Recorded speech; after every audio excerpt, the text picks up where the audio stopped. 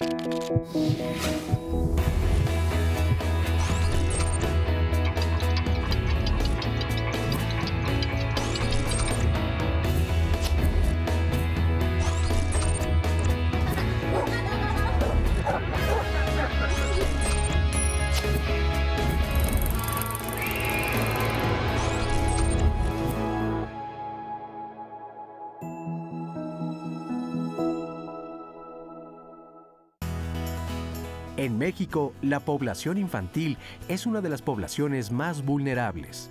Trabajos no remunerados, alimentación poco adecuada, violencia y hasta negligencia son algunas de las cosas que tienen que vivir día a día niños y niñas y adolescentes. A 25 años de la Convención Internacional sobre los Derechos del Niño, ratificada por 193 países, ¿qué ha hecho el Estado mexicano para proteger a su infancia? ¿Qué significa el interés superior del niño y cómo se ha integrado a la vida cotidiana de la niñez mexicana? Hoy, en Diálogos en Confianza, hagamos realidad los derechos de la infancia.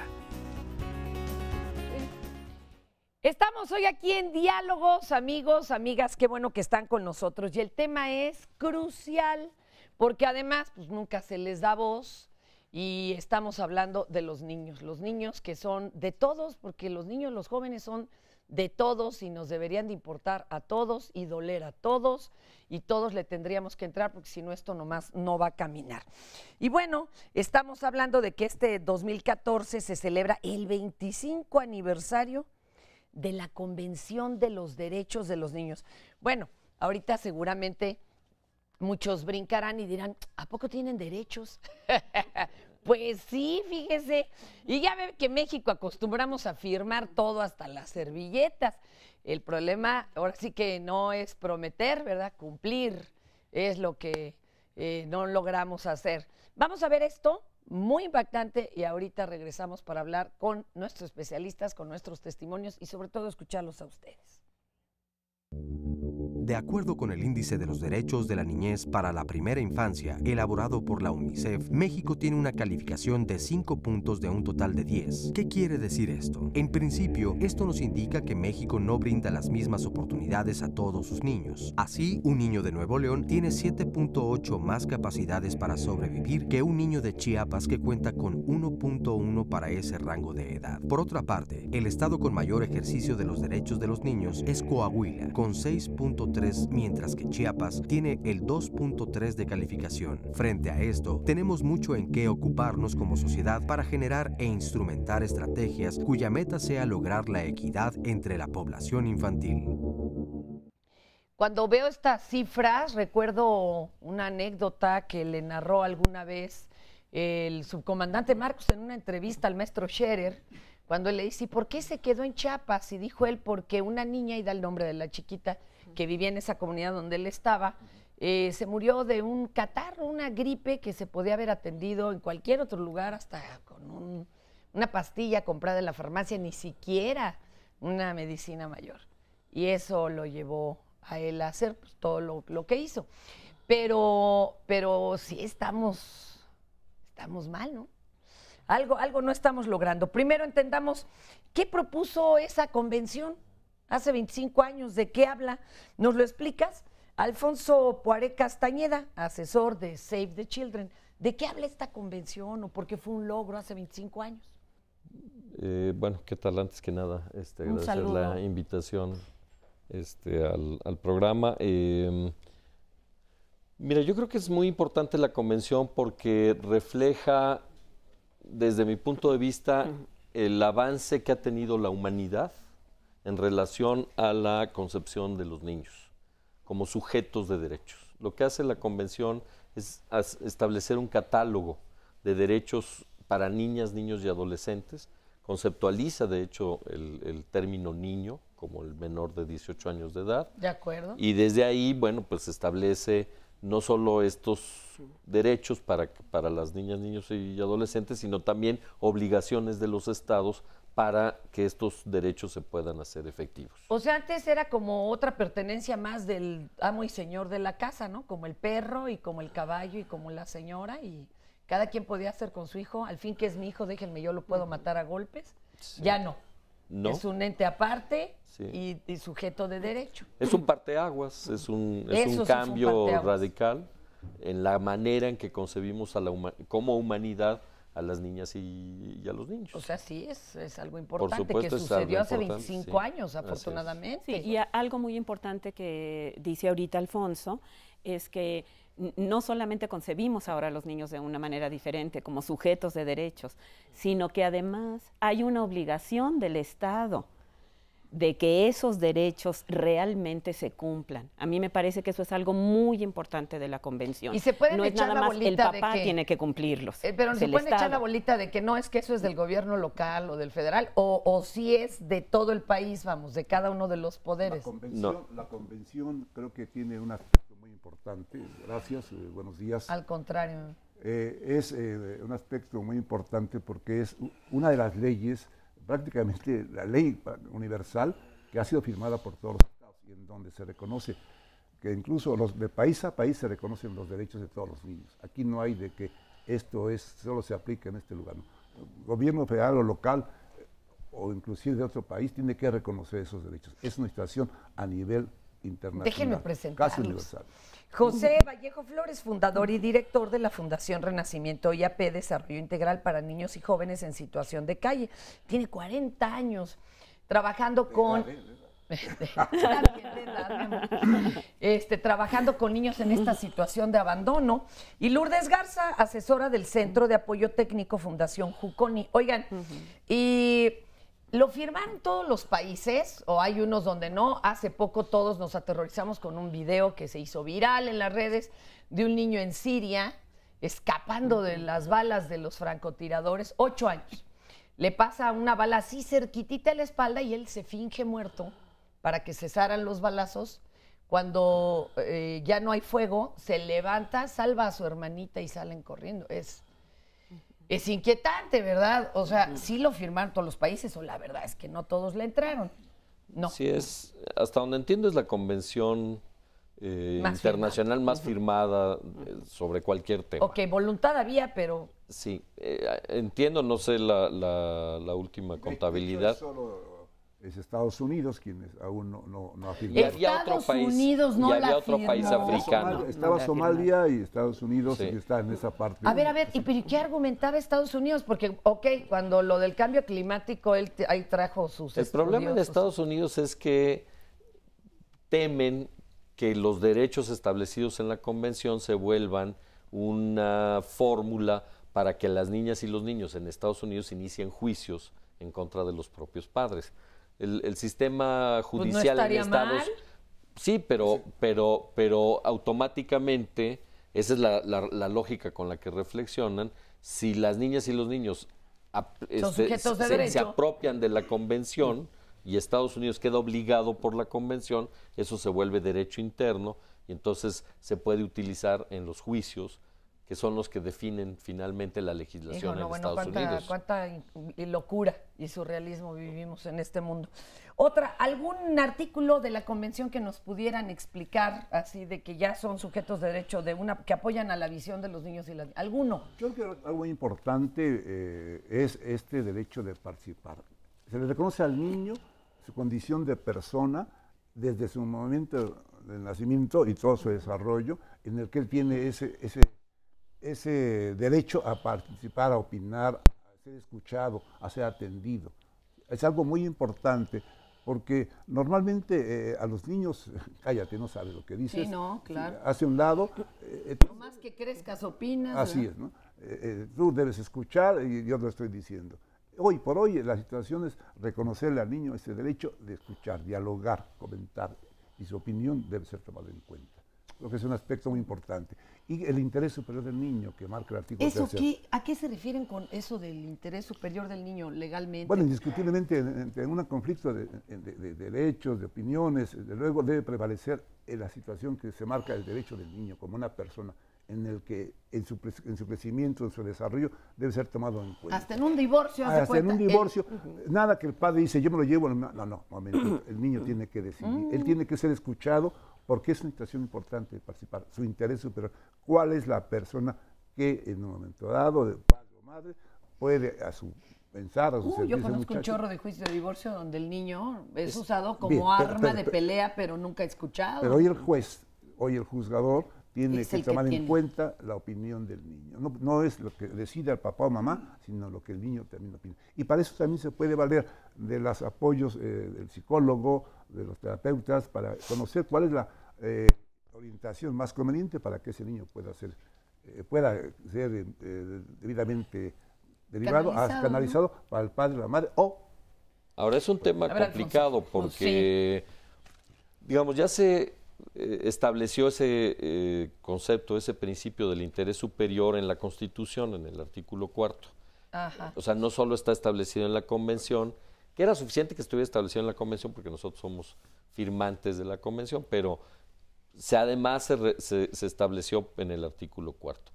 Pero puede ser un arma de dos filos, Ajá. porque las autoridades en todos los niveles tienen que interpretar cuál es el interés superior del niño. Es que es de interpretación, es subjetivo, ¿no? No siempre el criterio con el que se hace la interpretación es necesariamente el adecuado. Entonces, es algo que tenemos que cuidar mucho y que tenemos que ir construyendo socialmente. O sea, en qué casos, qué situaciones Claro. o qué criterios son Le los que conviene. deben determinar el interés superior del niño. Si no, vamos a terminar en juicios en la Suprema Corte, viendo cuándo se trata realmente del interés superior o no y qué criterios de aplicación fueron correctos o no. ¿Sí me explico? Claro, y ahora pues vamos a darle chance a las redes y a las llamadas y a todo. Nora, ¿cómo Pues, está? ¿qué ¿Ya crees, el Fer? público está interesado en este tema? Pues nos da tristeza, pero no. Ah, les hay- digo, pues que pareciera que los chamacos, uno se da cuenta que existen cuando pagan la colegiatura del primer año, ¿verdad? Exactamente. Hay y- un gran temor ante esta situación de los derechos de los Pégese niños. un poquito más el micrófono, José. Hay un gran temor ante esta situación de los derechos de los niños. Vemos en las escuelas el que los maestros no quieren tomar la situación porque es que los derechos de los niños, es que la Comisión de Derechos, es que no se ha leído. Y es que no se ha leído ni entendido. No se ha entendido. Ahí está. Estamos en una situación, como bien decía Alfonso, un parteaguas, en el que existen ya hoy un reconocimiento de los derechos. Y claro, hay derechos y hay responsabilidades. Entendamos bien, no hablemos de obligaciones, de responsabilidades. Entonces, los niños tienen que ser educados, formados, orientados, pero lógicamente los adultos tenemos que ser también educados. Tenemos que leer esta convención para poder también ir entendiendo su correcta aplicación. Justo una de las preguntas que sí hay es, nos dicen que cómo esta convención ha ayudado a los niños aquí en nuestro país. Que O lo sea, que quieren ver es cosas claras, prácticas. ¿Cómo ¿Algo les ha ayudado? servido de algo o de plano sí estamos muy mal? No, sin duda. A ver, servido. como algún ejemplo práctico de que sí ha funcionado, aparte de, bueno, una ley ahí que se Yo aprobó. creo que hay que preguntarle a las niñas y a los niños qué piensan de sus derechos. Hace 20 años, pues ningún niño o ninguna niña iban a decir, es que yo tengo derecho a esto o tengo derecho al otro. Hoy, yo creo que la mayor parte de las niñas y los niños saben su catálogo de derechos, pueden hacer referencia a la convención, o sea, hay una mentalidad diferente. Sobre todo si están en escuelas, pero pues ya vemos que hay muchos que todavía no alcanzan la escuela, pero aún los que no están en la escuela, lo digo, Fundación Renacimiento se aboca a la atención de niños mal llamados de la calle, que les decimos en abandono social. Estos niños saben claramente de sus derechos y ya hacen mención de esto, porque ellos han estado... Pero yo hablo, siendo- por ejemplo, de los que están en extrema pobreza, En tanto urbana como rural, que no van Bueno, a la se escuela. sigue dando la creo que violación de falta, esto. ¿sí? yo creo que falta todavía mucho, pero Claro. algo que decía ahorita Alfonso es que ponerlo sobre la mesa y saber que los niños son sujetos de derechos, aunque sea nada más porque tienen un librito en ¿Eso la es un escuela avance? donde lo pueden leer, porque hay una diferencia entre decir, bueno, yo tengo derecho a opinar y realmente cuando estamos en la escuela, realmente poder opinar y que se escuche lo que estamos diciendo, no solamente poderlo decir, sino que los adultos tomen en cuenta el punto de vista del niño, ¿Qué que tal? los jueces tomen en cuenta el punto de Maestros, vista, el punto de atención, vista. jueces. Oye, En pues, eso falta, esta pero ley que se ya acaba hay de un paso. aprobar, que no se hizo consulta a los niños. Nadie les preguntó nada. Así es. Pues se aprobó, se tomaron la foto, pero aparte que me la trasquilaron en los derechos sexuales y reproductivos. Así es. Y le cambiaron el nombre porque se oía muy golpeado para algunas facciones muy de derecha y le pusieron educación sexual. O sea, como si los derechos sexuales y reproductivos no fueran importantes en un país donde hay un montón de embarazos de menores de edad. Adolescentes, claro. Seguimos O sea, teniendo una conducta, eso es vergonzoso. seguimos teniendo una conducta adultocéntrica. O sea, del adulto hacia todo. Todo de arriba queremos manejar las situaciones sin escuchar realmente todo esto. Ya hay una convención de los derechos. Bueno, hay que escuchar. Hay todo un foro, hay escuelas, hay espacios donde podemos escuchar a los niños y saber qué es lo que opinan. La convención, de acuerdo a esta ley que se está presentando, debe haber sido consultada con base a esa convención. La convención marca el derecho de participar, Ahorita de opinar. platicamos de eso, leemos llamadas y vamos a que opinen niños. ¿Qué les parece? Ahorita regresamos.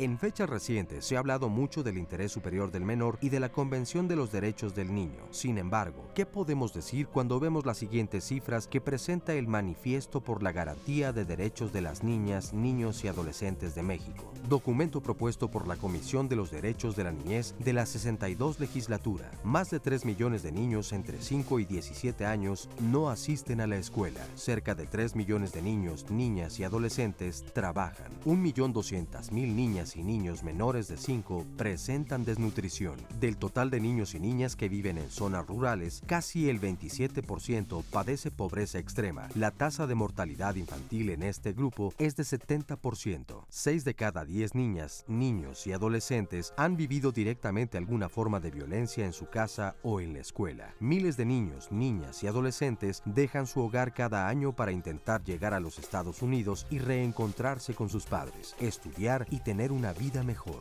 Entre 2009 y 2010 se incrementó a 34% el número de adolescentes detenidos por participar con la delincuencia organizada, así como por portar armas y cometer delitos contra la salud. La edad de reclutamiento en el crimen organizado hasta hace una década se ubicaba entre los 20 y 35 años. Sin embargo, en la actualidad es entre los 12 y 15 años de edad. Atender a esta infancia no es un acto asistencialista ni un favor, sino una obligación del Estado. Sí, no es un favor, es una obligación del Estado y pues vamos todos entrándole, ¿no? Porque estos números son de dolor absoluto, de crispación del país. Y tenemos una llamada de violencia. A ver, Así Nora, es. y ahorita presentamos también a nuestra especialista que se está uniendo al panel. Claro que sí, María Dolores Carrillo dice, tengo una vecina que les grita a sus nietos que son unos animales tontos y mensos. ¿Esto es violencia? ¿Y dónde la puede denunciar? Porque ahí veíamos en las estadísticas también los números de violencia hacia Claro. los niños y les preguntan a la par también cuáles son en verdad los derechos de los niños, los que están escritos. Si le quieren contestar a María Dolores. Oye, y presentamos a Alma Meneses Bernal, responsable del área de legislación y políticas públicas de la Red por los Derechos de la Infancia en México. Gracias, Alma. ¿Y qué podemos hacer? ¿Esto se puede denunciar y qué tipo de violencia Sí, es? cuando hablamos de Estado debemos entender que no solo es gobierno, Estados lo somos todos, la población y el gobierno que está en un territorio. Entonces todos somos corresponsables. Quien tenemos conocimiento de un acto de violencia debemos, no una denuncia, sino buscar el apoyo. En la Secretaría de la Procuraduría del Distrito Federal existe un espacio que se llama CELCAVI, donde atienden todo este tipo de casos de violencia intrafamiliar y ahí pueden recibir la orientación. Llamar a la familia, Ahí está el DIF también. El DIF se DIF puede, también pero acudir puede al uno DIF. acudir aunque no tenga vela en el entierro. Aunque porque no tenga vela en el entierro. Aquí la ley establece, la ley de protección del Distrito Federal establece que todos somos corresponsables de aquellos en los que tomamos conocimiento, debemos reportarlo, porque no estamos ahí, estamos siendo una especie de cómplices en esta situación. Creo que todos en este aspecto, yo por eso hablo de abandono social, porque es la situación en que todos debemos participar. Esa es una situación que compete a todos en la sociedad. Claro, el gobierno es corresponsable principal, pero indiscutiblemente toda la sociedad debemos participar y hacer porque los niños realmente ejerzan sus derechos. Derecho a la vida, derecho a la salud, derecho a la alimentación, derecho a la escuela, derecho a tener un nombre, derecho a tener una familia, derecho a divertirse, derecho a jugar, derecho a la cultura. ¿Sí? Toda esta situación tiene que darse y cuando no se está cumpliendo debe hacerse esa denuncia, debe hacerse ese reclamo. Ahorita que decías todo este listado de derechos, Digo, por ¿no? decir unas Sí, hay, son de hecho 43 artículos en la Convención. Y decías el derecho a la familia, ¿no? Y justamente con la pregunta que viene ahorita, creo que es muy importante saber que, por supuesto, un maltrato en la casa es de las peores formas de violencia que puede vivir un niño, porque realmente quienes tienen la obligación de cuidar, amar, proteger a los niños son sus familiares directos, sus cuidadores primarios, mamá, papá, abuelos, tíos, hermanos mayores, en fin, las personas con las que vive ese niño en casa. Y cuando sí es violencia hablarle así a un niño. No hace falta que haya un golpe de por medio, eso ya es un extremo. Es maltrato físico y degradante. Por supuesto. Y cuando pensamos hay que denunciar a esa familia, también en eso hay que tener un poquito de cuidado, porque uno de los derechos que mencionaba ahorita Pepe es el derecho a la familia. Y es muy fácil y se ha abusado un poco en que el niño es maltratado, entonces hay que separarlo de la familia. También hay que darle un apoyo a la familia. Es altamente probable, yo no conozco a esa familia, pero es altamente probable que si le preguntáramos a esa abuela que está maltratando al niño, ¿por qué lo hace? Seguramente la abuela diría, porque quiero que sea un hombre de bien, porque quiero que no robe, quiero que sea obediente, en fin. Lo que está y esos son los métodos que conoció ella, ¿verdad? Exacto. Habría que ayudarla. Se requiere una intervención justamente para preservar el derecho del niño a vivir en familia, que es fundamental, ¿no? Es justamente lo que nos estructura como seres humanos. Y viene aquí otro cuestionamiento como que el que dice José Flores, todos los niños tienen derechos, pero hay los que nunca les hablan de sus obligaciones. Viene esta contraparte siempre de los adultos. ¿Quieres opinar sobre esto? Sí, lo que menciona Lourdes me parece central y nos remite a un tema que creo que tenemos que considerar, que es este círculo vicioso que hay entre pobreza y violencia. O sea, cuando la situación de pobreza es extrema, con frecuencia se asocia, empieza a ser factor que desarrolla actitudes de violencia, pero también al revés, o sea, cuando la violencia se instala socialmente, se vuelve un factor que genera pobreza. Entonces yo creo que lo que estamos viendo en muchos sentidos es resultado de ese círculo que se ha alimentado. O sea, como país no hemos resuelto temas de pobreza fundamentales y al mismo tiempo se ha desarrollado una situación de violencia estructural que está alimentando, digamos, todas estas prácticas. Ya las cifras que se mencionaron me parece que son muy clarificadoras. Nosotros como Save the Children hablamos de prácticas intolerables en contra de la infancia. Estas situaciones que se mencionan en el video de incorporación de niñas y niñas en el crimen organizado o de niñas y niños que pueden morir por enfermedades prevenibles antes de un año, etcétera. Por desnutrición. Oye, u y otras muchos que enfermedades. los cooptan y hasta los ponen a vender droga cuando no son solo halcones, porque dicen, total, son chiquillos, no los van a meter a la cárcel. Porque antes de los 14, bueno, ahí hay una serie de indicaciones que no es entrar a un tribunal para menores.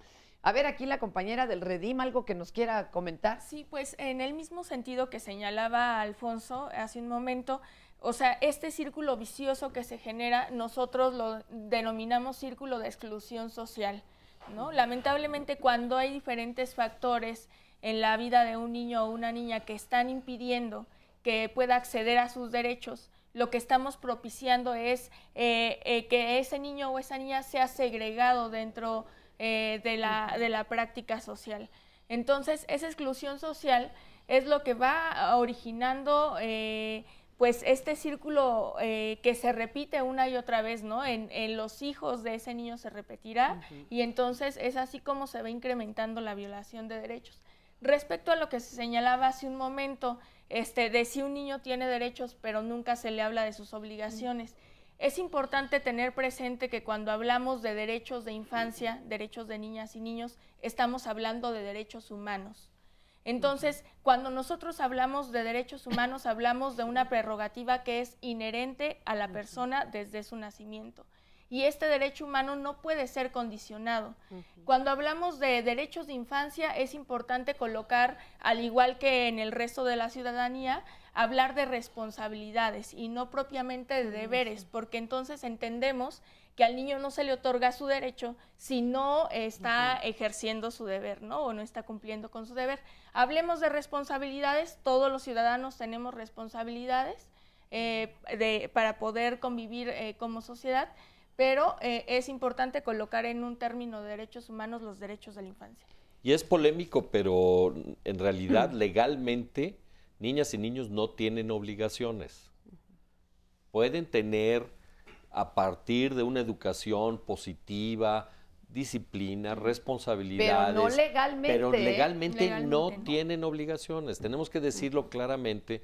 Porque aunque se nos vayan a infartar ahorita varias mamás, porque perdón. tenemos que transformar culturalmente la visión que tenemos de las niñas y niños. No están presentes, a una no obligación. están presentes dentro de la agenda de los partidos políticos, Ay, qué bueno. de la sociedad, no, o sea, de Pero todos los que también es malo, tendrían, ¿verdad? O sea, de todos los que tendrían que hacer para mejorar las condiciones de vida de las niñas y los niños, no son importantes. No son ciudadanos. Porque no representan votos, claro. No representan votos, no pagan impuestos, son consumidores relativos, o sea, no son tan importantes Directos. como mercado, aunque ya se está viendo el poder que tienen muchas niñas y niños como mercado. Y entonces empieza a haber una serie de campañas que se refieren directamente a ellos como posibles compradores, pero están invisibilizados de nuestra sociedad.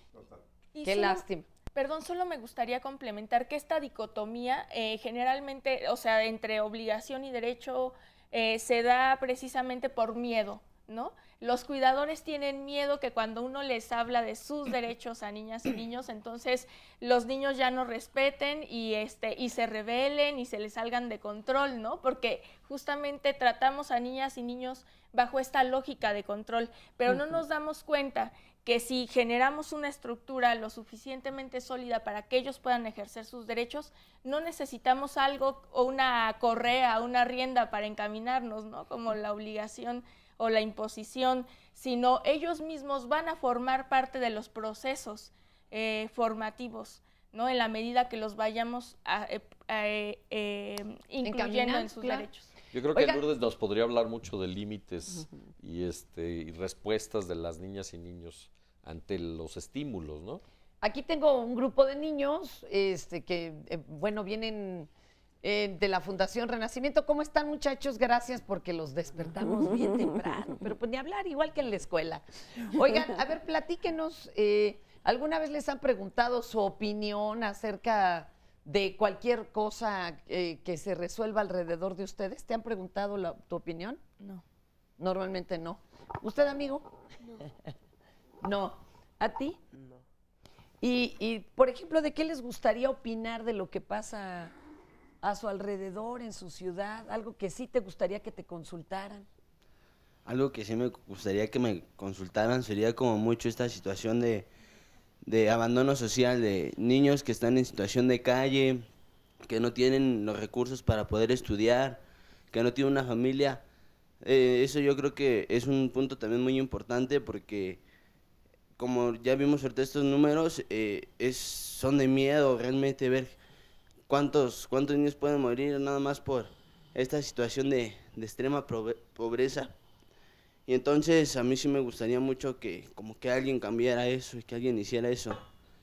Y acá, ¿ustedes qué les preocupa de sus otros compañeros niños? ¿Algo que te preocupe, Benita? ¿A ti algo que te preocupe de los otros niños del país? Nada.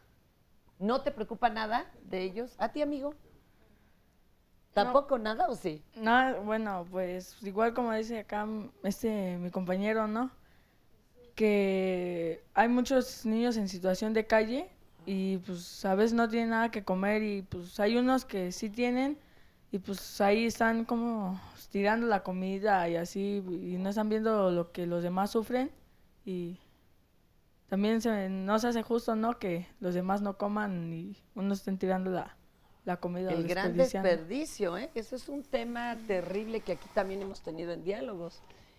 Ay, de esas incongruencias, ¿alguien quiere decir algo de acá? ¿No? Yo tengo aquí en el Adelante, revés, Nora, mira, y vamos también pasando acá con papás, mamás, organizaciones que están levantando la mano adelante. dice Marco Antonio Arellano, desafortunadamente no sabemos nada sobre los derechos de los niños y tampoco tenemos la educación para hacerlos valer y atención en el momento en que los niños hablan o opinan. Nos falta información y sobre todo ganas de llevarlos a cabo. Sí, creo que es un aspecto muy importante de que es esa falta de información, de orientación, es un aspecto de educación, de hacer toda esa cultura de los derechos. Ese aspecto que tiene que empezarse por informarse para poco a poco ir teniendo esa capacitación, ¿verdad? Que llegue a esa cultura. Es todo un proceso en el que tenemos que entrar. Y desde luego, el primer punto pues es acudir a esta lectura de los derechos y poco a poco estarse más informando y las escuelas meterse. No es tanto el penalizar, no se debe buscar la penalización, sino debe buscar, por eso yo hablaba de CABI, es un centro de orientación, de atención, de información, ¿sí? Porque no es que el padre, en muchos casos, no es que el padre sea malo, es que nadie se ha ocupado de orientarlo, de informarlo, de encauzarlo, ¿no? Y efectivamente, como se ha dicho, se percibe el derecho como una situación que frente al derecho está la obligación, cuando lo que estamos buscando es algo que ya se tiene por el hecho de ser persona y se va a ejercer esa acción muy importante del ejercicio. Es como, por ejemplo, no te doy de comer si no haces esto. O sea, no cumples con esta obligación. Yo creo que es una situación, todos tenemos ese derecho de comer. Y fíjate que me preocupa también esto de ya dónde denunciamos cuando se conoce de algún tipo de maltrato. Fue muy famoso el caso de un niño que cometía bullying en una escuela de la del Valle, que resultó ser hijo de una integrante de la delegación Benito Juárez, y era notorio, por lo que decían especialistas alrededor de cómo se comportaba y el bullying que ejercía, que este niño estaba siendo violentado. Incluso podía haber sido víctima de violencia sexual. Y no había ningún lugar a donde ir a denunciar y decir, por favor, háganse cargo alguien de este muchacho, porque más que el victimario es la víctima. Y en la escuela mejor lo corrieron, lo cambiaron de escuela, y en el DIF pues estaban saturados de trabajo. ¿A dónde de veras podemos pedir ayuda para estos casos que a todos nos competen? Ahorita regresamos.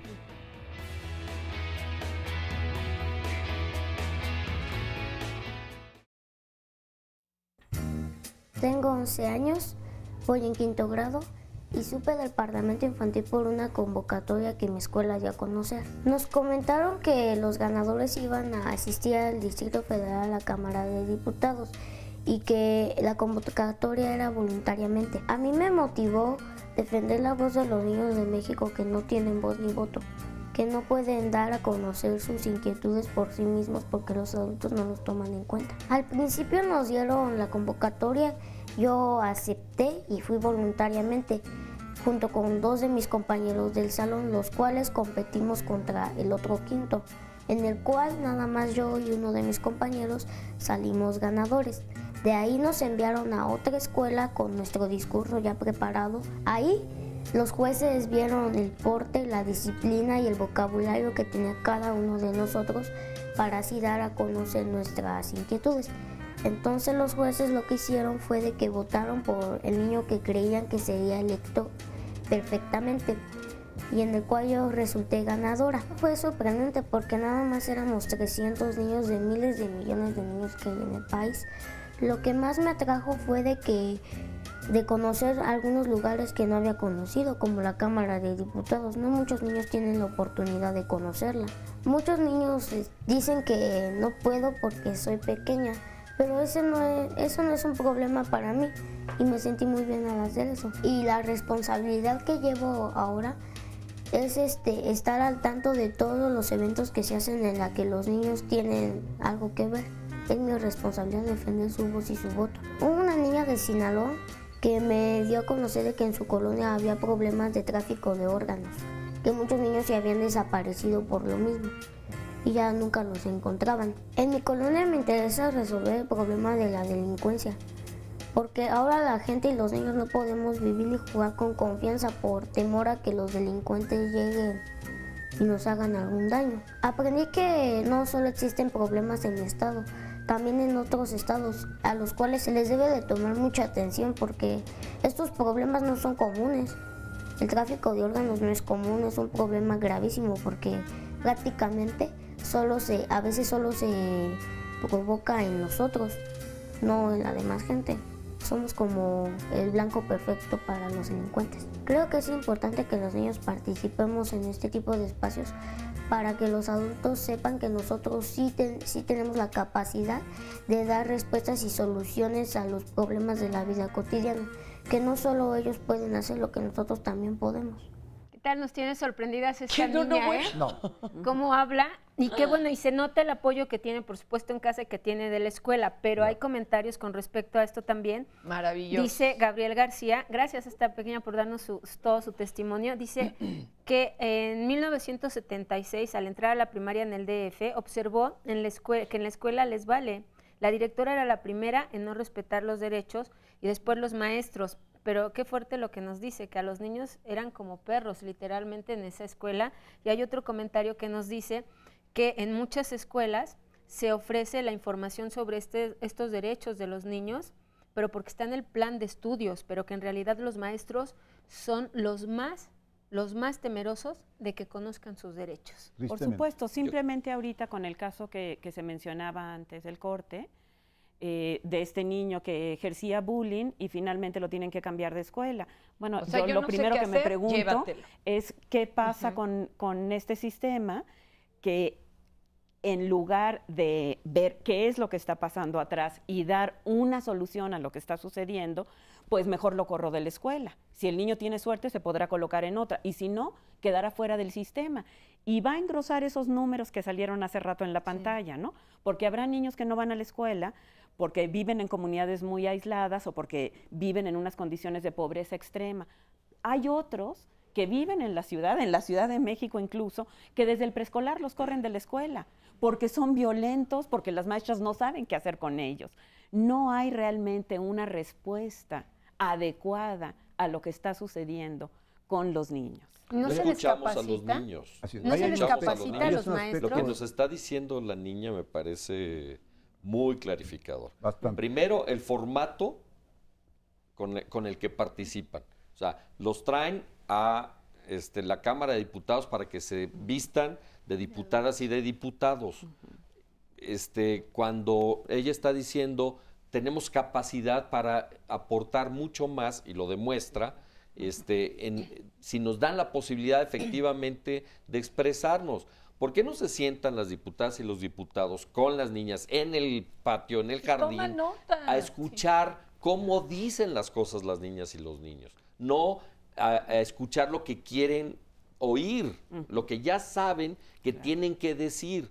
Si no respetamos esos formatos, la manera de expresión de las niñas y de los niños, nunca vamos a entender en qué mundo están, qué quieren, y no podemos responder entonces como adultos a sus necesidades. Me parece que es un video muy clarificador. Bastante claro, y de ahí demuestra claramente la cuestión de la educación, lo que representa el proceso educativo. Y otro aspecto importante de la convención, no solo es la defensa y la protección de los derechos, sino también la promoción. Esta promoción es con la difusión, y la difusión se da con una educación. Y se da, desde luego, con esos maestros que están temerosos porque volvemos a insistir, no hay una lectura, no hay la adecuada orientación e información para ser exactamente los educadores y transformadores de todo este contexto educativo de lo que debe entenderse por los derechos de los niños. Entonces, aquí vemos cómo una niña nos está demostrando claramente que cuando hay la educación, la orientación conveniente, apropiada en ese marco, tiene mucho que decir, tiene mucho que aportar y tiene mucho que ayudar para este beneficio, para el beneficio de la sociedad. Una sociedad con diálogo, no con acciones violentas, sino con diálogo en el que se pueda ser escuchado y que pueda encontrar soluciones. Yo creo que ese es un ejemplo muy importante que legisladores y autoridades tienen que tomar en cuenta de cómo los niños tienen esa posibilidad de participar, opinar y dar algo en beneficio de la sociedad.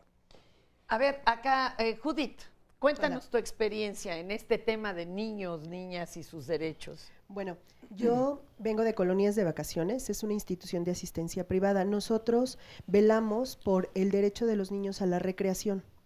Igual cuidamos el de la alimentación, el del cuidado físico, el cuidado, pues el cuidado integral y el desarrollo de las habilidades de los niños. Entonces, si estamos hablando que no se ejercen los derechos de los niños, pues es también muy difícil si los papás ni siquiera lo saben, ¿no? Que tú te metiste en una computadora a buscarlos y no apareció una página así de las primeras opciones, sí. ¿eh?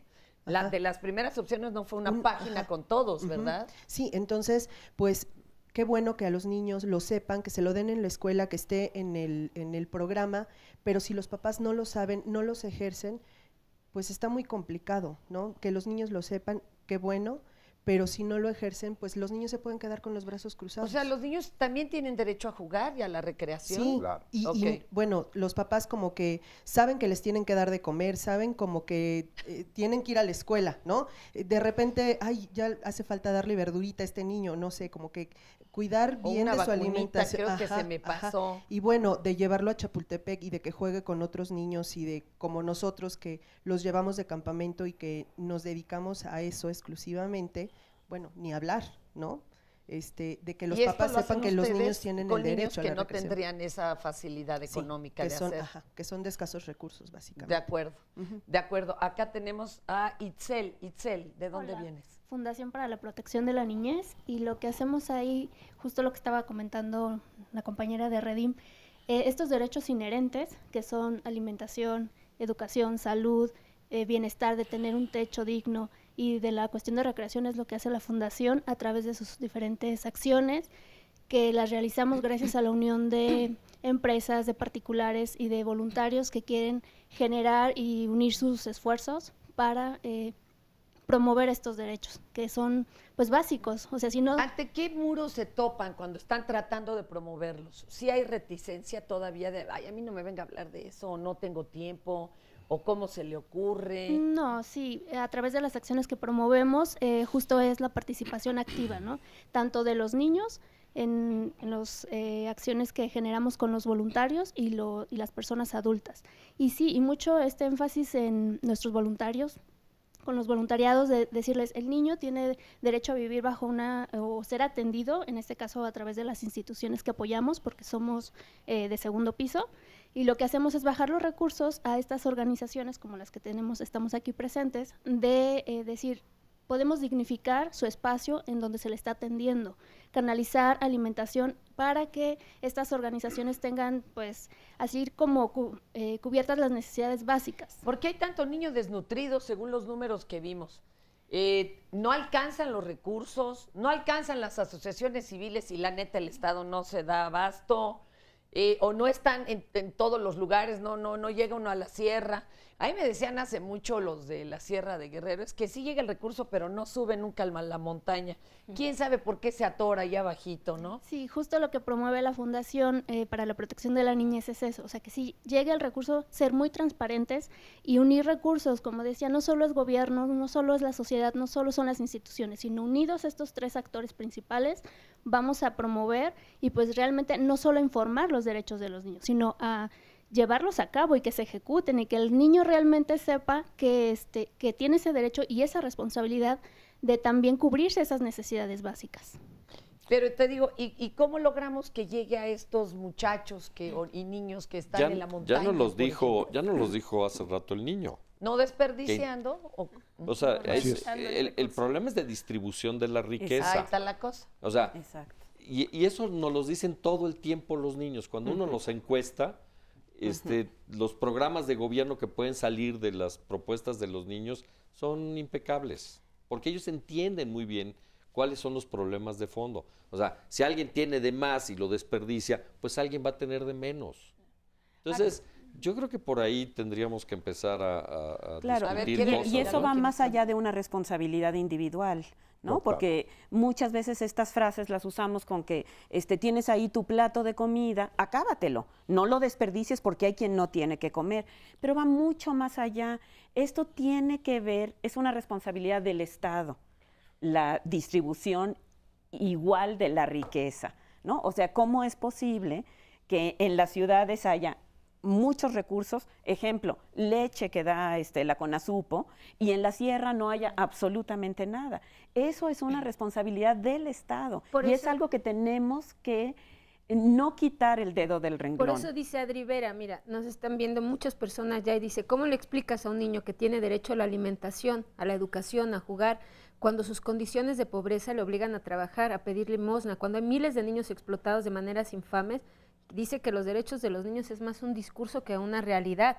Y nos escribe una maestra rural, dice Caro 83, que ella es maestra en una zona rural, que hay familias con 6 u 8 hijos, malnutridos, sin diversión, sin vestimenta adecuada, sin limpieza. Ahí, ¿cómo les explica sus derechos? Por supuesto, tiene que haber una inversión mucho más alta en la infancia. Y de hecho, tiene que haber una inversión mucho más alta en los primeros años de la infancia, que es cuando se estructuran todas las capacidades, ¿no? Cuando se construye a nivel del cerebro incluso, las capacidades fundamentales. Por ejemplo, ¿no? Que es un tema sobre que lo que se va a construir más adelante. Está prácticamente ajeno a la nueva ley. O sea, el tema de primera infancia en la nueva ley realmente no está abordado, ¿no? Actualmente ni siquiera contamos con un programa único o integral en materia de derechos de infancia, ¿no? Lo que existe ahora como política pública es la infancia se ve atendida como si fuera un tema residual en las diferentes instituciones. Entonces, tenemos un poquito para la infancia en salud, un poquito en educación, un poquito, pero la infancia no es una centralidad, ¿no? No hay algo que articule todos esos esfuerzos. Lo que se da es duplicidad de acciones y evidentemente opacidad en aquellos lugares más alejados, ¿no? Porque no hay esa articulación. José.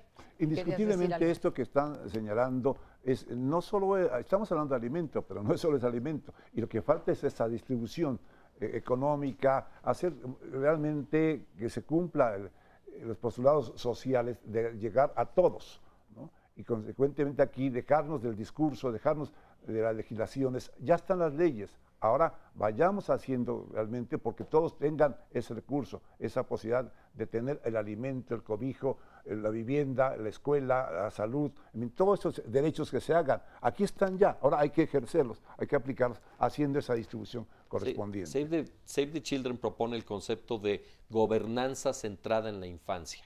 O sea, si efectivamente el Estado, como garante de los derechos de las niñas y de los niños, le diera centralidad a la garantía y el ejercicio de esos derechos, muchas cosas cambiarían socialmente.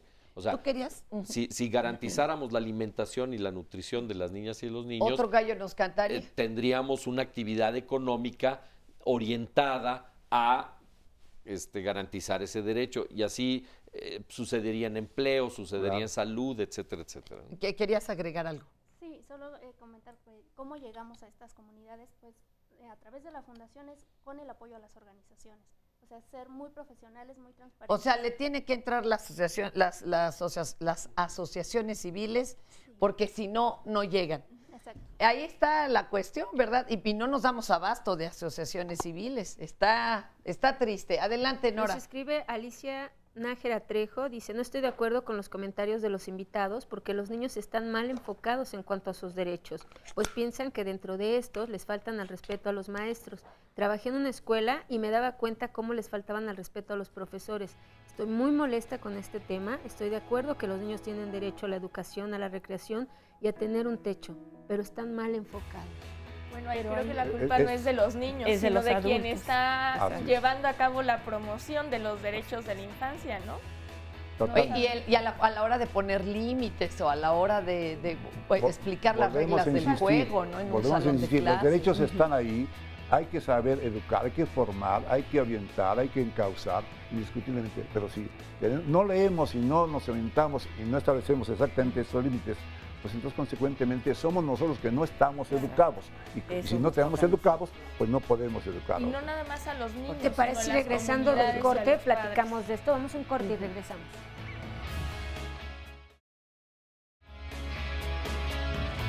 Lo que hace la convención es establecer un catálogo de derechos para niñas, niños y adolescentes. Conceptualiza, de hecho, el término niño como el menor de 18 años de edad. Concebimos ahora a los niños de una manera diferente, como sujetos de derechos. Hay una obligación del Estado de que esos derechos realmente se cumplan. Hoy por hoy la situación es reconocerle al niño ese derecho de escuchar, dialogar, comentar, y su opinión debe ser tomada en cuenta.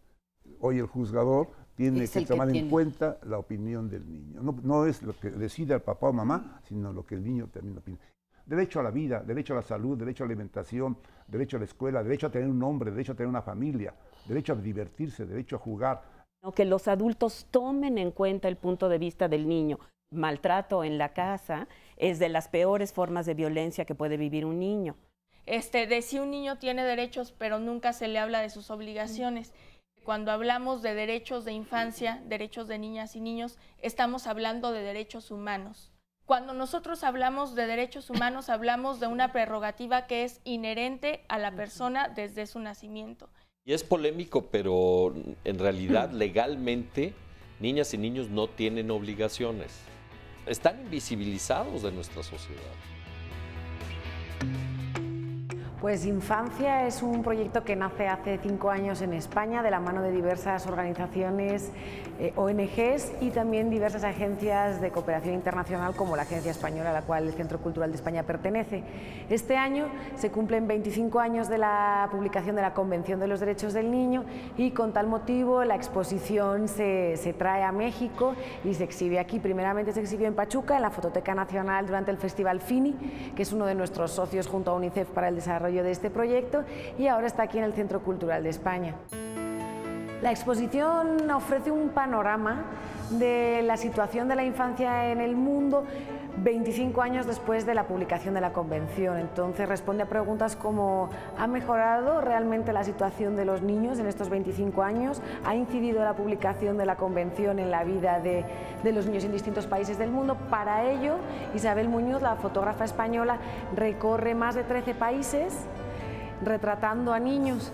Muchos de los niños que son retratados para esta exposición están en proyectos que de manera directa o indirecta están vinculados a programas tanto de UNICEF como de otras agencias internacionales de cooperación que prestan asistencia. Hay casos, por ejemplo, para niños sin hogar en la India, para niños que han sufrido abusos sexuales en Filipinas.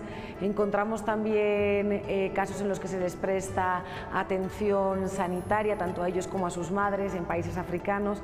Entonces, lo que muestra son los avances, o lo que quiere mostrar es un retrato de futuro, de esperanza, aunque siendo conscientes que todavía queda mucho trabajo por hacer.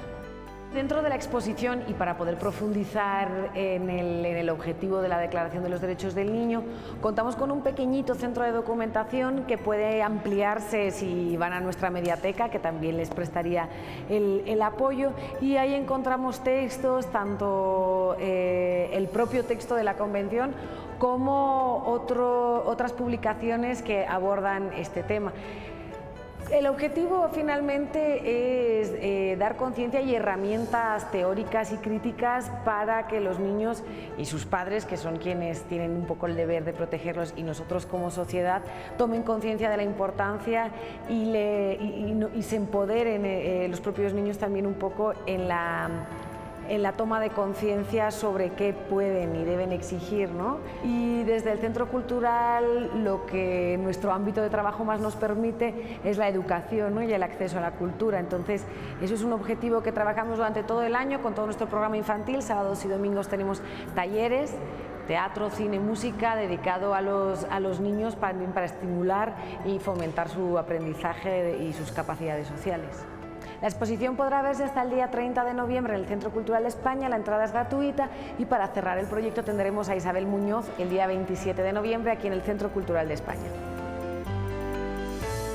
Pues José, que estás con nosotros, nos has dicho a lo largo del programa lo que nos hace falta es información, pues es una buena oportunidad de ir a ver esta exposición que de verdad está muy bonitas, son unas fotografías impresionantes y además de todo el mundo y la información que nos dan ahí, sí sales y haces una reflexión y una buena reflexión sobre lo que está pasando. Y justo una reflexión es lo que nos está dando el señor José Ordóñez aquí en las llamadas, dice a todo el adulto que se le olvida cuando es niño y fue maltratado, hay un cierto desquite, ya que cuando es padre o es grande, lo perpetúa. Dice, yo sufrí ese problema con mi papá, desde los 7 años me puso a trabajar. Yo decía, ¿por qué me utilizaba? Y él me contestaba, así me criaron, así soy. Yo creo que la conciencia debe prevalecer cuando uno tiene un hijo. Mis hijos trabajaron hasta los 18 años, ahorita tengo un licenciado y otra en la universidad trabajando. Creo que por más que haya papeles escritos o estatutos, debe haber una conciencia en cada uno de nosotros y que fuimos niños. Y si quieren retomar esto con lo que nos decía también la maestra que nos escribe, que no le parece cómo se está enfocando el tema el día de hoy, ¿ustedes si le quieren contestar algo? Pues justamente lo que señalábamos antes de irnos al corte es que la obligación de promoción que tiene el Estado no únicamente va dirigida hacia promover los derechos con niñas y niños, sino promoverlos en general con la comunidad en la cual ellos se desarrollan. Porque si nosotros, referían muy bien desde los invitados en el panel, que si no involucramos a los padres, no involucramos a los maestros y en general a la comunidad, aunque el niño conozca su derecho, al momento de quererlo ejercer, va a chocar, ¿no? Va a chocar con esa barrera, que es la barrera de la ignorancia y el desconocimiento de cómo funcionan los derechos humanos y cómo se pueden ejercer. Me llamaba la atención de la cápsula que vimos hace rato, que decía la niña, 300 niños acudimos a la Cámara de Diputados de miles que existen en el país, ¿no? Esto nos da un reflejo de cómo concebimos la participación infantil y la promoción de derechos en la vida de niñas y niños. Pensamos que es solo un momento en su vida, no un momento en el que ellos acuden a las cámaras o a escribir un papel, cuando en realidad la participación infantil y la promoción de los derechos es un proceso de todos los días, que se construye primero a través de la información adecuada, efectiva y veraz, después construir los espacios donde niñas puedan interactuar, niñas y niños con el mundo adulto y expresar sus puntos de vista, y al final cómo ese mundo adulto retoma lo que niñas y niños dicen para incorporarlo en la vida cotidiana. Entonces, tenemos que hablar de procesos, tenemos que hablar de promoción que incluya a todos los actores y de esta manera vamos a evitar este choque de opiniones. Y yo creo que en ese mismo sentido, creo que los papás pueden saber lo que son los derechos de los niños, pero hay una transmisión también intergeneracional de la violencia, como decían en el comentario. Y para eso hay estrategias que han probado ser eficientes a lo largo y ancho del mundo, que es trabajar con visitas familiares, ¿no? Con los padres, con las madres, con los abuelos, con los cuidadores primarios. Porque no basta nada más tener la información, saber que los niños tienen derechos, sino que realmente las personas, los cuidadores que están maltratando a los niños, no es porque no los quieran, no es porque sean malos. No hay que señalar a los papás y separar a los niños de los papás. Hay que ayudar a los papás justamente a ver lo que a ellos les sucedió y poder tratar a los niños de una manera diferente, porque es natural para los seres humanos tratar bien a los niños. Es natural, es la conducta natural. Si no, ya nos habríamos extinguido como especie. Nuestra experiencia como organización es precisamente que hay que apostar a la transformación de las personas. En 40 años que tenemos en México, en el trabajo que hemos desarrollado en muy diversas entidades de la República, tenemos presencia en 18 estados, con diferentes tipos de programas. Lo que hemos constatado es que efectivamente niñas y niños pueden ser actores de transformaciones, pero también los padres, los responsables a su alrededor, en las escuelas, en las comunidades, etc. O sea, el efecto de transformación, de discutir, de traer a la mesa, digamos, todos estos problemas es importante. Y yo creo que la apuesta tiene que ir por ahí. O sea, tenemos que confiar en que como sociedad, en que como responsables de las niñas y de los niños, podemos efectivamente ser mejores y cambiar en favor precisamente de la mejora de las condiciones de vida de las niñas y niños. José. Sí, yo creo que algo, perdón, no quisiera hacer así, pero dentro de esta sala llevo algo de polvo en el tiempo, ¿no? Y yo fui educado, fui formado en una situación de aquella época en la que había correctivos, ¿no? Había sanciones. Sin embargo, había una cuestión de comentar las cosas. Y como hoy, en el caminar, he ido, lógicamente, tomando una actitud de educación, de formación, de orientación a los muchachos. Y cuando los muchachos de casa hogar van egresando, mi mejor gratitud es que tú tengas un hijo, lo que vas a educarlo, no a golpes, no a maltratos, no a una cuestión de violencia. Y esa es la situación que siempre estamos comentando. Creo que es posible ese cambio transgeneracional, es posible esa mutación de las personas, por un lado. Pero también algo que es muy importante, que debemos insistir en esto, es ese aspecto educativo que se va dando con los profesores, que deben tener esa orientación, esos padres que deben estar informados también. Es conveniente que se vaya aplicando, pero también con ejemplos prácticos. De nada sirve estar hablando, de nada sirve estar diciendo, de nada sirve tener leyes, si finalmente en diferentes modas estamos mostrando situaciones de agresión, de violencia, de maltrato. Entonces creo que es un aspecto también muy importante que entender que lo que se está pidiendo, y la misma convención lo establece, el que se dé una educación, y que aquí es el Estado, y el Estado, vuelvo a insistir, somos sociedad y gobierno, y en estos están los medios, tiene que dar también una información apropiada de solución pacífica de los problemas, no con violencia, no con actos de maltrato, de brusquedad, no con las situaciones de hacer apologías de la delincuencia, de la criminalidad, sino hacer acciones realmente propositivas, de cambios.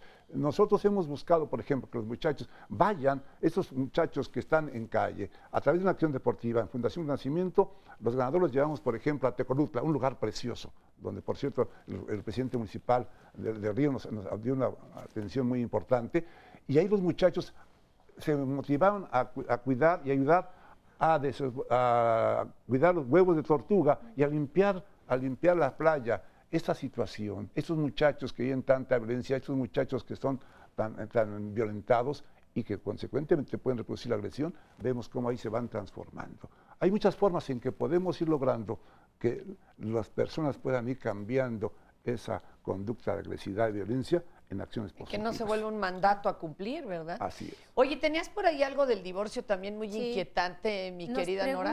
Nos pregunta, Carlos, que a qué edad los niños deciden con quién quedarse en un divorcio, cuáles son sus derechos cuando hay un divorcio. Pues fíjate que tengo aquí a la Asociación Mexicana de Padres de Familias Separados. Yo no sabía que había hasta derechos del niño en el divorcio. O sea, pareciera que son los que menos tienen derechos, ¿no? Y son el botín de guerra. Platíquenos, don Alejandro, por favor. Estoy verdaderamente impactada. Ya los fotografié, ya los puse en las redes. Estoy maravillada. Bueno, sí, gracias por la invitación y quiero contestar a la pregunta que hacen en el panel. Bueno, aquí en el Distrito Federal, hasta los 12 años, los niños pueden elegir con quién se van para tener la custodia. Muy triste. Pero además tienen un conflicto de lealtades, porque al tener que decidir, pues van a traicionar a alguno de los dos padres y entonces es a donde viene el dolor y todo. ¿No? Qué bárbaro. Sí, efectivamente, ya a esa edad, ya ni con melón ni con sandía si quieren ir porque se están disputando la custodia de los niños. Oye, Hay pero otra mira, pregunta, aquí hay Fer. unos de los derechos. Sí, a ver si con uno de esos, pues, dice Lourdes Rivas que sus sobrinos están con su abuela sin pensión por las autoridades, tienen 3 años sin resolver. ¿Qué tal? ¿Esto es cotidiano? Sí, es común. Es común verlo en los juzgados. Y precisamente para ver esto de... tenemos un testimonio aquí. Uno de los padres, a ver, Oscar, ¿tú peleabas por quedarte con el niño o por qué estabas luchando? Es niño. La Es, niña. es mi hija y no solo peleo yo, estamos peleando toda mi familia con asesoría de las asociaciones, de lo que nosotros vamos viviendo. Pero era un berrinche, ¿tú te querías acordar con ella o qué es lo que peleaban? No. Aquí lo que estamos peleando más bien son los derechos de la niña a ser amada por sus padres, a que la niña sea feliz, a que conviva con ambos. Conviva con sus abuelos, que son parte fundamental de que la es parte de la educación. familia, ¿no? Y en mi caso muy particular, yo veo a mi hija en un centro de convivencia y tiene muy poquito, después de año y medio de que sus abuelos no la veían, pudimos ganando en un juicio que los abuelos, por ser derecho de los abuelos, volver a ver a su nieta, del tío que es mi hermano, ya convive con ella. Y ese es un derecho no de los abuelos, no del tío, no mío. Es de la niña. Es un derecho de la niña. Es un derecho de la niña a convivir con sus abuelos, a convivir con su papá, a ser feliz y a ser amada. Eso es lo que yo estoy peleando junto con toda mi familia en apoyo. Porque con cuando ellos, creen ¿no? que están castigando al padre o a la madre con no permitirle verlos, están castigando al niño. Eso es muy común. Dice aquí de los derechos estos dentro del divorcio, el derecho de amar y ser amado por ambos padres sin sentimientos de culpabilidad o desaprobación. El derecho de ser protegido del enojo de un padre hacia el otro, o sea, no tiene por qué estar ahí de referee en los pleitos. Yo creo que ahí es una palabra muy importante, el aspecto de pelear, con todo respeto al padre presente, esa situación de pelear, cuando es reclamar, solicitar, buscar integración, ese mensaje que estamos mandando al hijo de que estamos peleando. Y creo que reclamamos nuestro derecho, tener ese derecho que ya lo dice la convención, el derecho a tener una familia. Y familia ya no es papá y mamá, es solamente, se entiende claramente todo tipo de Oye, personas. y el derecho a no tener que escoger a uno de los padres. Está fuerte, ¿eh? Creo Ahorita regresamos.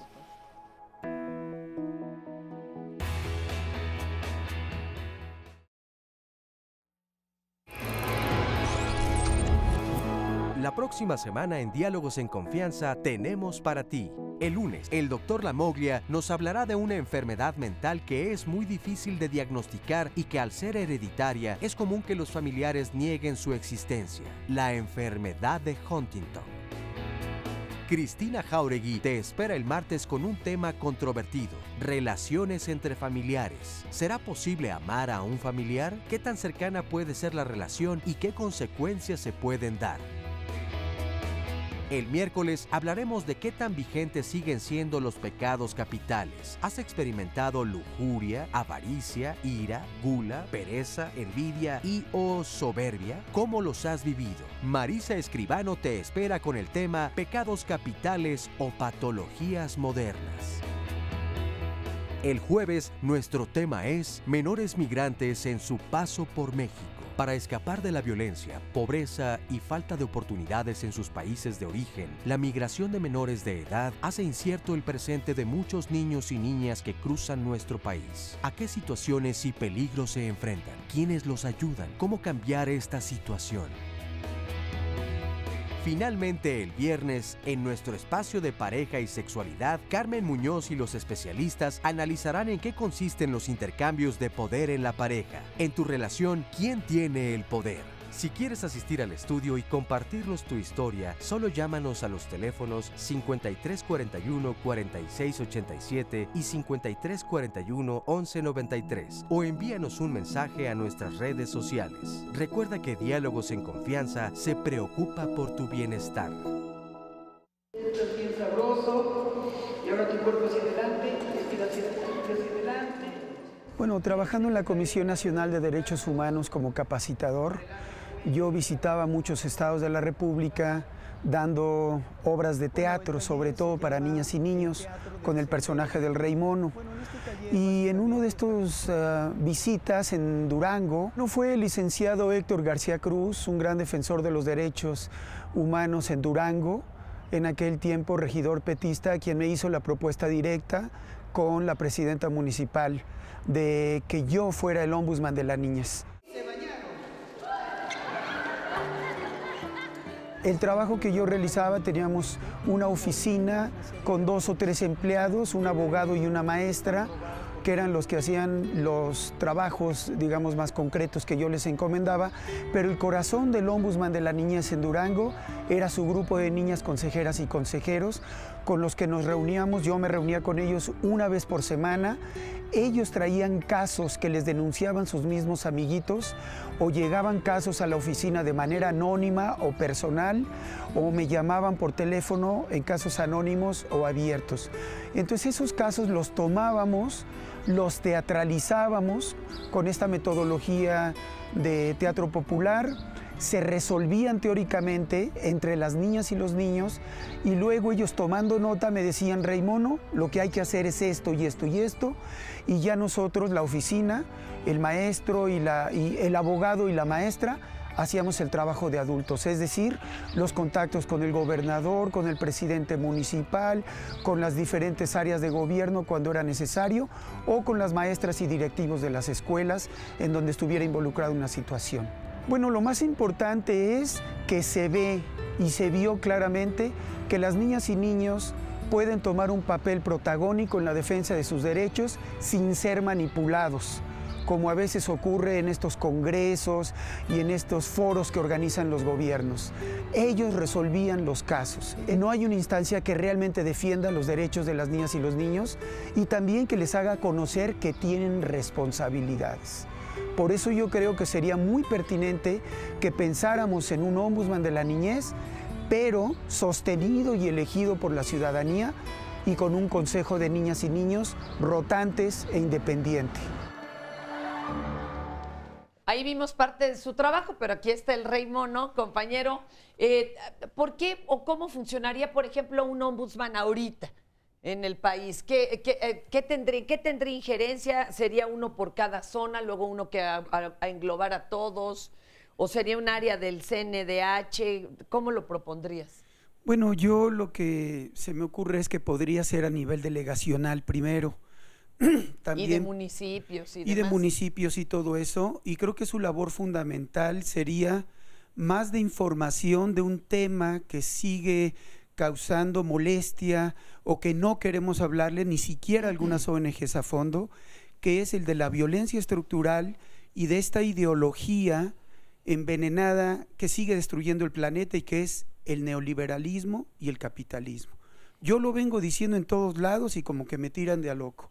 Pero si no revisamos y desmantelamos el sistema neoliberal y lo sustituimos por un sistema humanista, vamos a seguir generando todas estas desgracias infinitas, porque es un sistema que México ha adoptado por la imposición del gobierno de Estados Unidos. Y eso hay que decirlo claro, ¿no? Igual digo algo que no debiera, pero incluso esto a ti te costó amenazas, tuviste que salir del país. Sí, es que no es una postura fácil, ¿eh? No. Sí, yo salí refugiado político para Canadá con las amenazas de la gente del partido que nos gobierna, ¿no? Y porque se aferran en aplicar una economía y una política que está destruyendo la vida, que está destruyendo los valores, que está destruyendo la naturaleza, y nadie de las ONGs en realidad que yo conozco, ni siquiera Amnistía Internacional, le entran a sustituir y a criticar el sistema capitalista neoliberal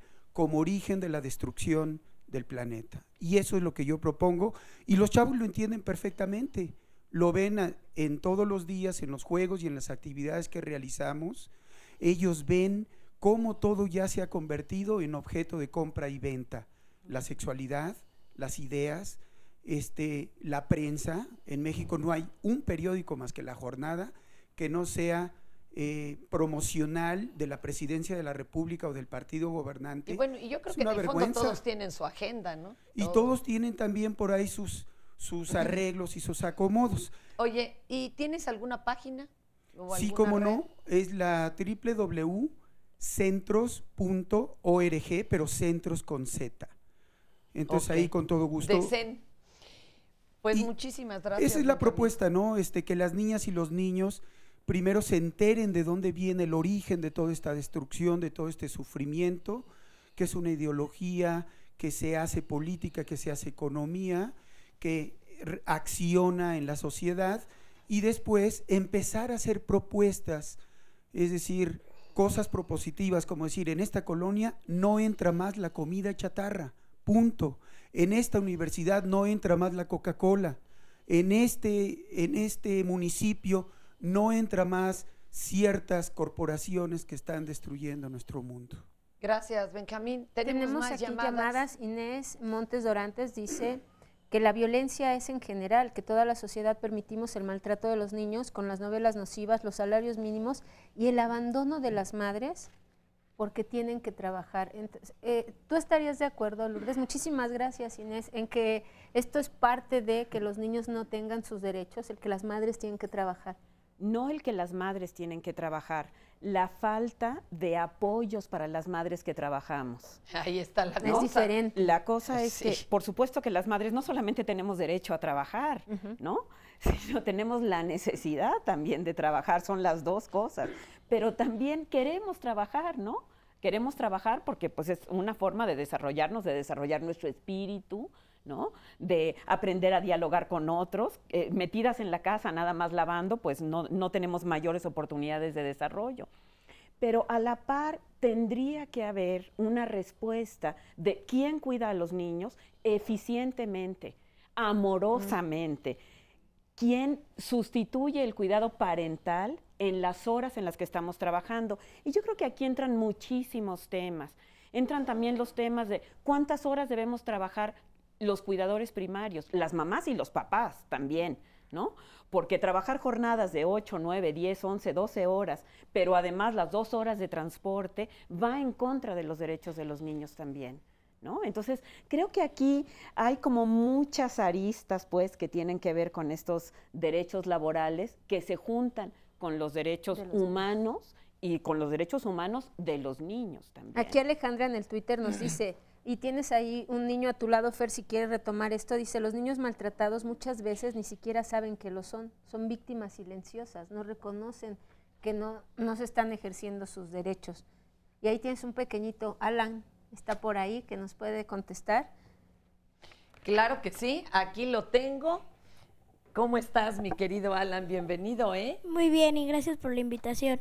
Oye, y cuéntame cómo sientes que fue tu participación en esto, en lo que tú fuiste, pues... en el Parlamento. En el Parlamento, un parlamentario. Fue una participación muy especial, yo lo tomo así, pero hay una cosa que yo pienso, las organizaciones, hay mucha gente que se queja de las organizaciones, que por qué no llegan a tales colonias, como ustedes bien lo mencionaban, ¿por qué no llegan más arriba de la montaña? No entiendo, la gente se queja, pero no ellos mismos los pueden crear. Nosotros, mi familia, mis amigos, durante 2 años hemos estado yendo a la sierra el Día del Niño a entregar juguetes, pidiéndoselos a los papás de las colonias, preguntándoles. Igual tienen muchos, ¿verdad? Ajá, niños que los donan en sí, y vamos más arriba de las zonas en las que no hay posibilidades de que sean llamadas. O sea, están ayudando a repartir lo que está medio mal repartido. Ajá. Podríamos hacer lo mismo con comida Sí, y demás. con comida. Oye, pues, y no de es las mala mismas idea. personas. Oye, ¿y te gustaría que te consultaran más a menudo y no solo en el Parlamento, pues cómo hacerle o para dar ideas? Más que a mí, sino a todos los niños. No solo a mí ni a los niños que estuvieron en el Parlamento, sino a todos. Ir a las escuelas preguntando, a los lugares más pobres si opinan sobre qué quieren ellos en sí. No posibilidades fuertes de dinero, sino cosas que se puedan ocupar su vida, como lo es comida y juguetes. Oye, me encanta porque a ver si esta consulta sí la aprueban, ¿no? O sea, que fuera cotidiana en las escuelas. Me encanta, Alan. Oye, y fíjate que ahorita te enseño este otro cuento que nos trae acá mi compañera Gabriela. Y que no se queden puros cuentos. Está padrísimo, Gaby. ¿De qué organización es este librito que me estoy acá echando? Yo vengo de asesoría y hace unos meses hicimos precisamente este cuento justo porque muchos de los niños más pequeños aprenden sus derechos ya estando en la primaria, pero ¿qué pasa con los de kinder? Tienen que saber que tienen el derecho a tener una familia digna y para ellos va dirigido este cuento, ¿no? Oye, pero está Principalmente a la padrísimo. familia. Le dan los papás la playera de la autoestima y la playera brilla pues mucho. Cuando su corazón está contento, la playera brilla. Y dice, mira otras cosas que hacen brillar tu playera. Comer 3 veces al día, hacer ejercicio, cuidar a los animales, platicar con los papás y amigos, convivir con tu familia, jugar con los amigos, bañarse todos los días, ir a la escuela y aprender cosas nuevas, dormir calientito en su cama, no guardar secretos malos. Pero le dicen, también le explican, porque luego también los hacemos vivir en un limbo en donde nunca se enteran que también hay quien va a ensuciar su playerita de la autoestima. Y al final de este cuento, sí, les enseñamos justo los jabones con los que pueden limpiar su playera de la autoestima, que ese es el punto, que los niños más pequeños sepan que ellos se puedan cuidar. Y justo hoy estamos regalando 20 ejemplares si llaman a la asociación. El teléfono es el 3618-0240. Entonces, es que está padrísima, para todos dice, los papás, nadie debe de insultarte o decirte palabras que apaguen tu corazón. Qué forma tan bonita de explicarlo, ¿no? Nadie debe golpearte aunque diga que lo hace porque es por tu bien o que lo hace porque te portaste mal. Nadie puede tocar tus partes privadas. Y dice, ¿qué pasó si ya sucedió? Oye, podemos regalarlos al público, pero no los traes aquí en persona, ¿verdad? No, pero los pueden ir a recoger a la asociación. Ahorita nos ponemos de acuerdo. Okay. ¿Te parece bien? Muchísimas gracias, que sí están padrísimos. Oye, y la asociación, ¿cómo incide? Es decir, ¿participa en políticas públicas o lleva esto a las escuelas? ¿Cómo le hacen? Exacto, llevamos esto a las escuelas. Nosotros creemos que el principal derecho de los niños es la familia, entonces llegamos a la familia y a la escuela, por supuesto, para que los niños estén mejor, ¿no? A través de talleres, pláticas, cursos y un montón de cosas. Ahorita estamos trabajando en las comunidades más vulnerables de México, entonces, bueno, la asociación está poco a poco poniendo su granito de arena para que los niños sepan cuáles son sus derechos desde el inicio. Qué bonito. Eso es algo muy importante, Gaby, lo que decías ahorita. Porque estamos pensando ya no solamente en los niños cuando entran a la primaria, sino desde el preescolar.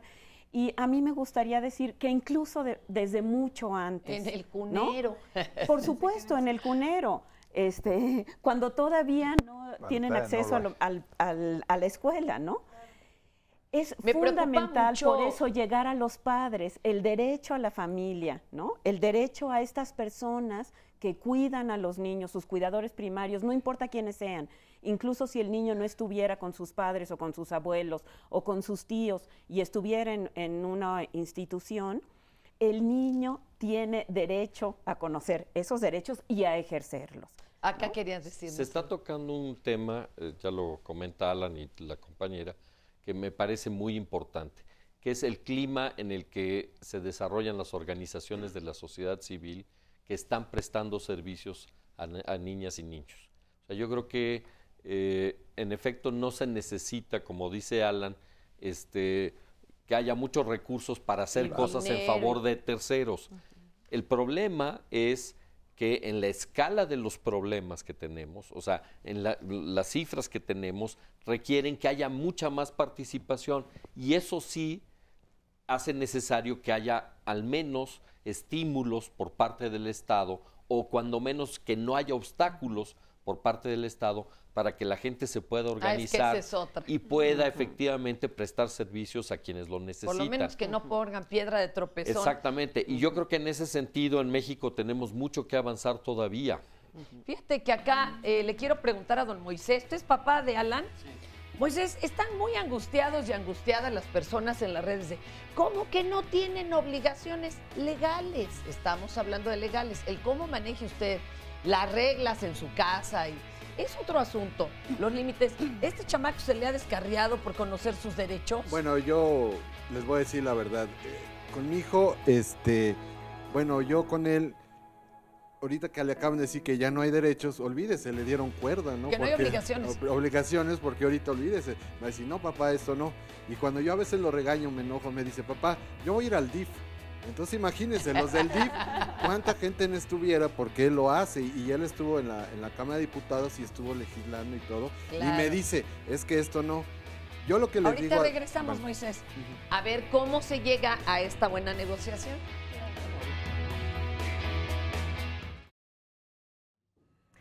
A lo largo del programa hemos estado conociendo asociaciones civiles que trabajan en pro de los derechos de los niños y hay talleres también como el que se ofrece en La Matatena, que es una asociación civil, donde los niños aprenden a cómo expresar todo lo que ellos quieren decirnos sobre sus derechos y hay un taller cinematográfico donde ellos de verdad de forma muy clara nos dicen qué es lo que está pasando con los derechos de los niños y levantan la voz. Vamos a verla.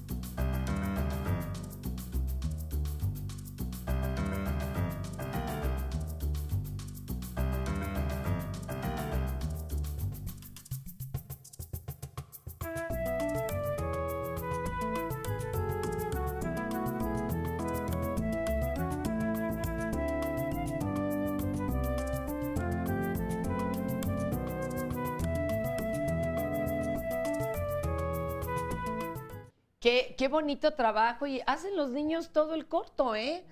Aprenden el stop motion, el claymation y todo, y pues son técnicas que ahorita les interesa conocer y saber. Aquí Oye, alguien decía Fer, y cuánto agradecer tiempo. a la Matatena, Agradecer a la Matatena que nos les prestó este agradecemos. material. Qué está muy bonito trabajo, ¿verdad? De la Matatena. Pero lo dejamos con la palabra, don Moisés. A ver, ¿qué le dirían los papás que están ya ahorita agarrados del foco?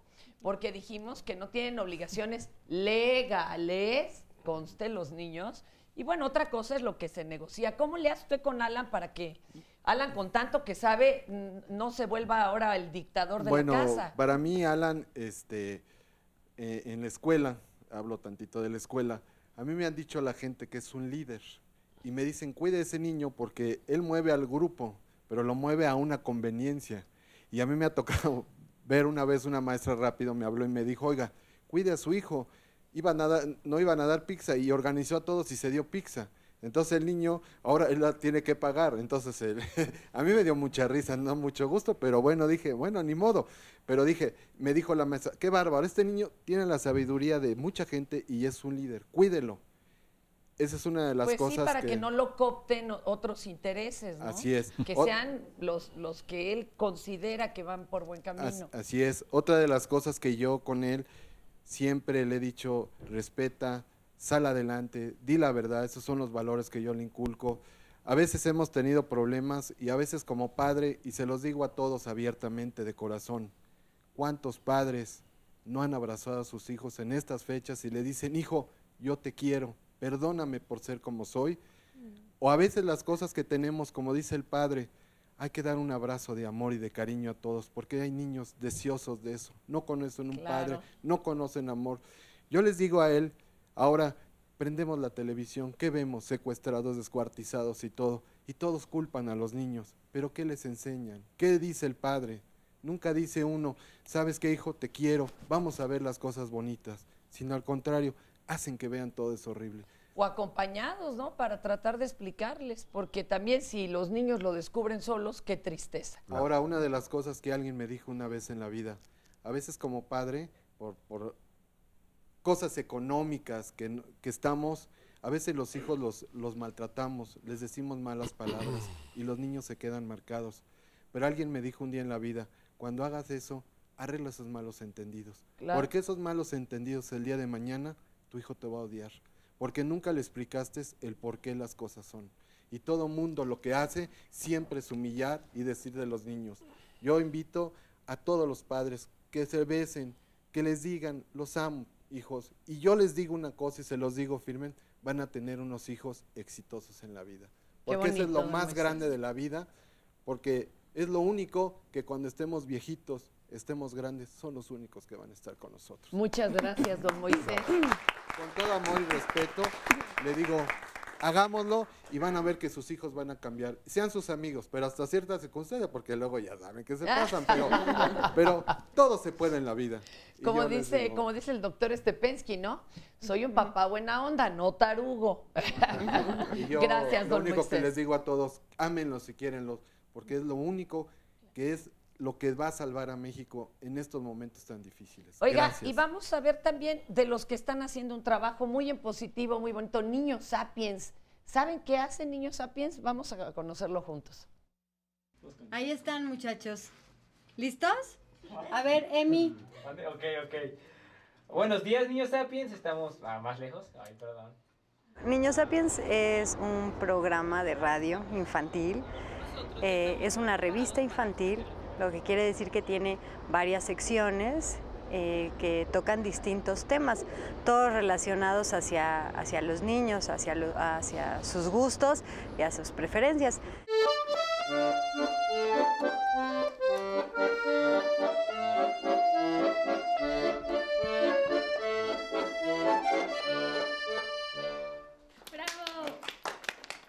Muchas gracias. Niños Sapiens busca también ser un espacio donde la creatividad se echa a volar. Entonces incluimos mucho la participación de los niños y las niñas que nos acompañan, tanto de los locutores y de las locutoras que están ahí, para que ellos contribuyan con sus opiniones, sus comentarios, lo que a ellos se les ocurra, y también invitamos al público a que llame al programa, a que nos cuente algo que haya pasado por su casa como una especie de reportaje. Entonces, Niños Sapiens fue creado pensando construir un lugar en la radio en donde los niños y las niñas fueran tomados en cuenta, en donde pudieran opinar, en donde se pudieran expresar y en donde pudieran además informarse tanto de noticias que tuvieran relación con ellos, ¿no? Incluso varias veces hemos hablado de las nuevas leyes que empieza a haber a favor de los niños, que esas los llevan los locutores más grandes, y además también de actividades culturales y de juego que tengan que ver con ellos. Hola, buenas tardes, mi nombre es Hilda Paula Gómez, ya estamos en la entrevista, estamos en el programa Niños Sapiens que se va a transmitir este sábado. Bueno, yo he crecido en Niños Sapiens, estoy aquí desde que tengo más o menos 10 años.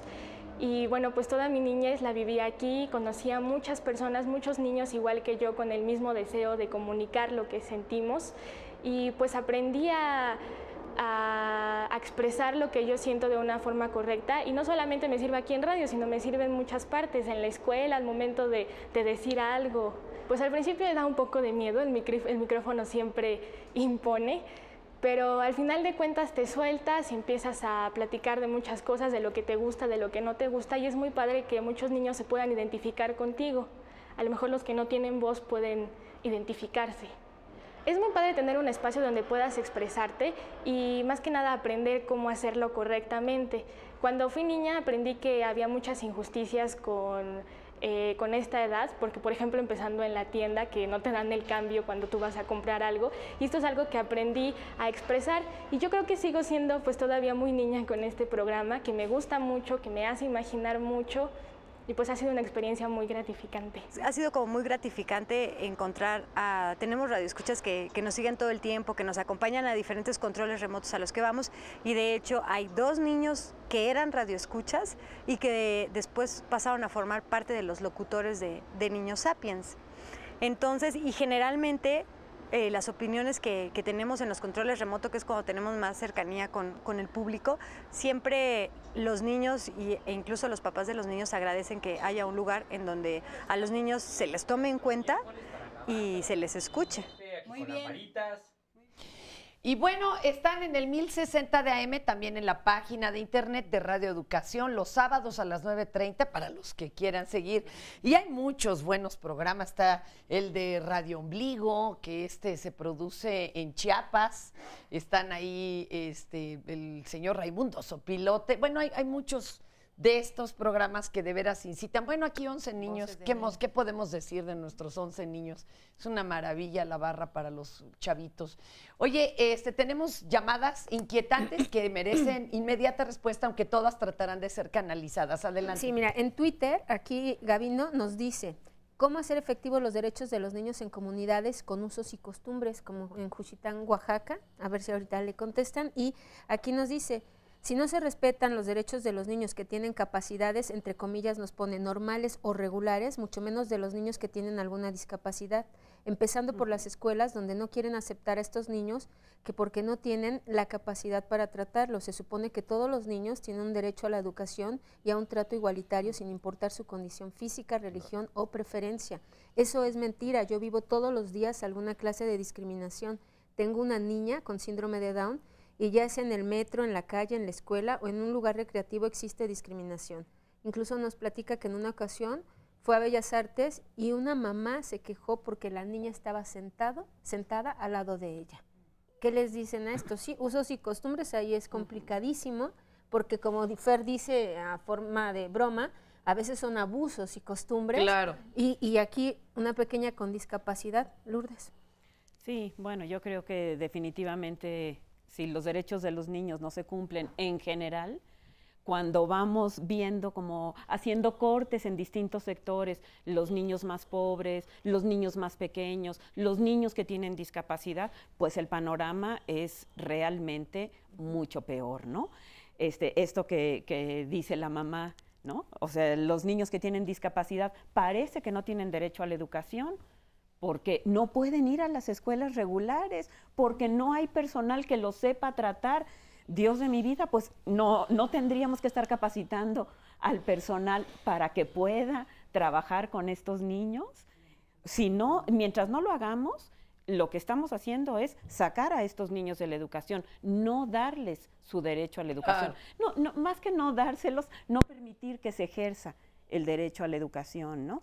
Y bueno, si estamos en un lugar público y a alguien le molesta que haya un niño con discapacidad, evidentemente algo nos está fallando como sociedad, ¿no? O sea, ¿cómo es posible que tengamos a los niños escondidos? No del niño con discapacidad o que está en condición de Down o de lo que sea. El problema es de quién se molesta. Por supuesto. Ese es el que tiene que ir a ver con quién se arregla o tomar una terapia o a ver, o que le den unas clasecitas. Claro, ya lo habíamos dicho desde el principio, porque ahí es donde está la bronca. Desde el inicio del programa habíamos dicho que estos derechos son derechos de todos los niños, son derechos humanos. ¿Y cómo le entras en las comunidades, Lulú? Porque también de Tapachula nos están viendo. Y dice, hay niños de 3 y 4 años haciéndola de payasitos en las esquinas.